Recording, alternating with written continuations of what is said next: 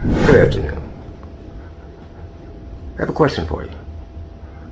How many times in your travels to the store, in the neighborhood, the next city, or around the world, have you encountered a couple having fun, holding hands, loving on one another, even expressing public affection, and they happen to be an interracial couple? It's a beautiful thing, isn't it? Well, today I want to talk to you about that very subject, multicultural, intercultural relationships. Yes, I think it's a beautiful thing. My name is Bill Howard. I'm a life coach, certified professional life coach. My clients are young and old, anyone who wants to do better. I operate from my business, which is titled Be a Better You, baby. Well, let's get into this topic. I know you'll find it interesting, although it's an unpopular subject. It's one that if we undertake and unpack, we'll all be better for it. We can build a better community. We can improve relations in the workplace, in our family. And most importantly, we'll be obeying God because He said in His Word, love ye one another. And He did not say that you should be selective because He said, He did say, He is not a respecter of person. Yes, be selective. You have to vet people. However, I interpret in His Word that He was not saying that you should stick with your own community, that you should stick with your own type, your own tribe, as some people put it. Well, here's how we're going to unpack it. My friends, there are certain things that I've recognized over the years in my upbringing. I've had to deal with some traumas myself. And my encouragement here is that we all deal with these traumas so we can live in a better world. We can make this a better place. And my encouragement also is that you dive deep into your own character. That way you'll be a better you. First, we've got to face our fears. Yes, we all have fears. Some will call them precautions. I call them fears. False evidence appearing real. And our first fear is not being loved or accepted. Yeah, we're in denial. I was in denial for several years, so I'm no different from you. And I encourage you to ask yourself, why am I afraid? What am I afraid of? Well, we won't go into all the detail here, but in a series of videos, we'll attack those fears. Another thing is we've got to remember our early childhood, whether we like it or not, presented certain traumas that we have to deal with. Our teenage years, peer pressure.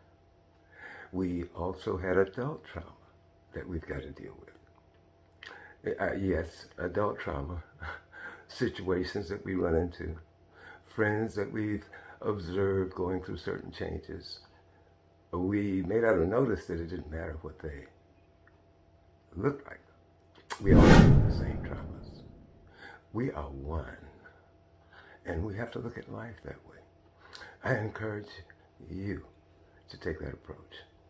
If we're going to be in obedience to God, who said that the sources of fear are something that He can overcome, because He did not give you the spirit of fear. 2 Timothy says that God did not give you a spirit of fear.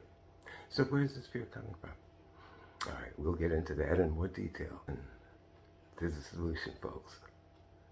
And it starts with us. It starts with me. It starts with you. It takes meditation sometimes. But I even go so far as to say it's just a matter of making a decision that you're going to love everybody.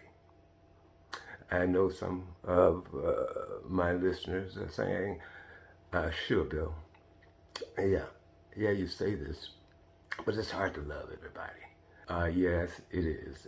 Admittedly, I'm not that unicorn that says that,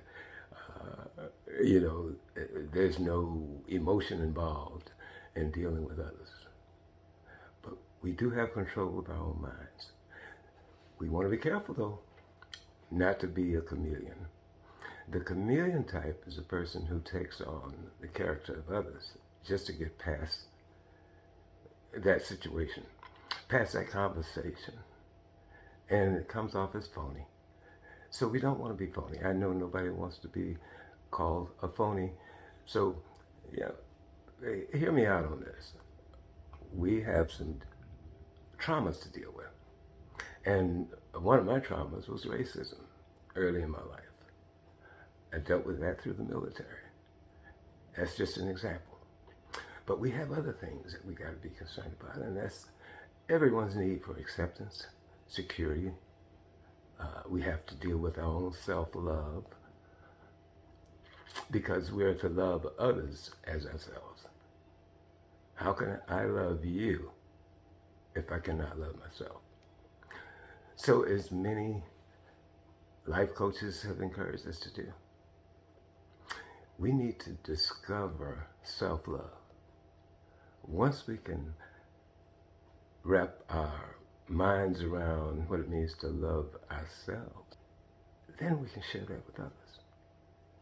Then we can see clearly through this fear that we have of dealing with someone from a different culture.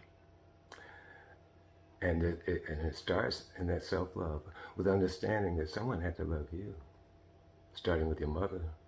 Thank God for your mother, by the way. Let's love on our mothers. Let's encourage those around us to take that first step, because our very existence says that someone loved us.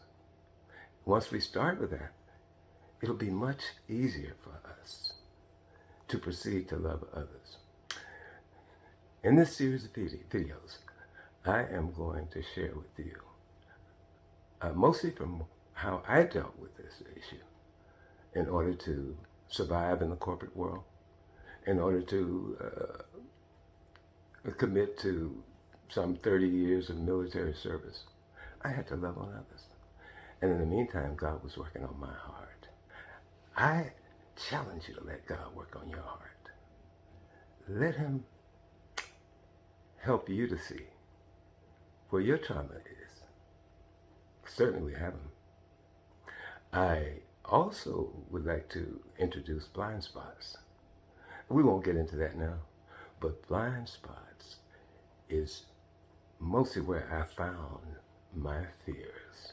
Things I didn't know, things I thought I knew. So my friend, this is just my introductory video. I'm looking so forward to speak to you again, and we're going to dive deep into the subject of multicultural, intercultural, interracial relationships. Although it's an unpopular subject, it's a beautiful topic because it frees us up from so many things that keeps us from exploring the world and sharing with others the love that God has put in our hearts. God bless you. See you in the next video. Love you all.